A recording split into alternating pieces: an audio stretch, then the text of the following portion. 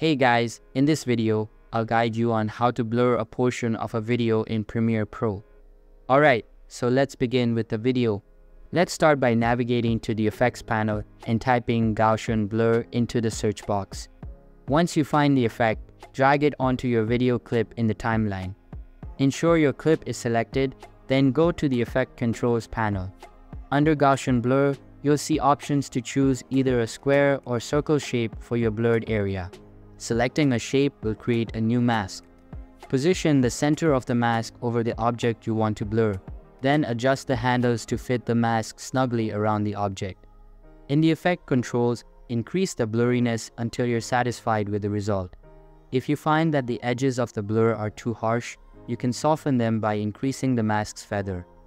This adjustment will give a more natural transition between the blurred and non-blurred areas. Now, play back your video to ensure the moving object is properly blurred. So that's basically how to blur a portion of a video in Premiere Pro. So that's all for this video. If you find it helpful, consider subscribing and giving this big thumbs up. And I'll catch you in the next one. Thanks.